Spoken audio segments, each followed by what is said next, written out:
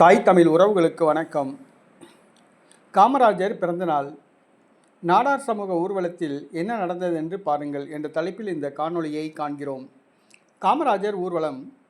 காமராஜர் பிறந்தநாள் இன்றைய தினம் சிறப்பாக கொண்டாடப்படுகிறது.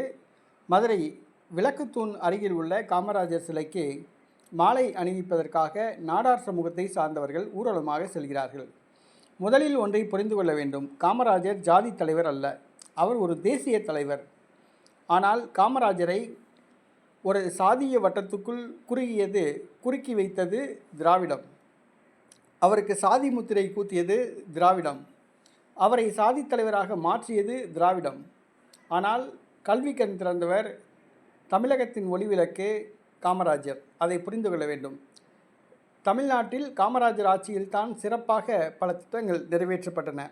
கல்விக்கான திட்டங்கள், அணைக்கட்டுகள், தொழிற்சாலைகள் நிறுவப்பட்டன. ஆனால் அவரை சாதி முத்திரை குத்தி சாதி வளையத்துக்குள் அடைத்து விட்டார்கள். இன்றைக்கு நாடார் சமூகத்தை சார்ந்தவர்கள் காமராஜர் ஊர்வலத்தை கொண்டாடுகிறார்கள். ஆனால் அவர்களுக்குள் கூட ஒற்றுமை கிடையாது. காமராஜர் பெயரை சொல்லி இவர்கள் வணிகம் பண்ணுகிறார்கள். இவர்கள் நினைத்தால் இந்த ஊர்வலத்துக்கு ஒரு 10,000 பேரை திரட்டி கொண்டு வந்திருக்க முடியும். ஆனால் ஒரு 50 பேர் கூட இன்றைக்கி காமராஜருக்கு அஞ்சலி செலுத்த நாடார் சமூகத்தை சார்ந்தவர்கள் ஊர்வலமாக வரவில்லை. அவர்களுக்கிலேயே போட்டி, ஒற்றுமை இல்லை.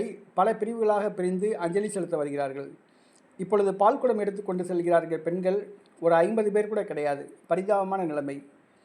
ஆனால் இது மற்ற தலைவர்களுக்கு என்று பாருங்கள். உதாரணத்துக்கு தந்தை பெரியார், அண்ணாதுரை, ஜெயலலிதா, எம்ஜிஆர், கருணாநிதி, இவங்களாம் தமிழர்கள் கிடையாது. ஆனால் இவங்களுக்கெல்லாம் கூட்டம் பார்த்திங்கன்னா ஆயிரக்கணக்கில் கூடும். ஆனால் இவருக்கு காமராஜருக்கு கூடலை.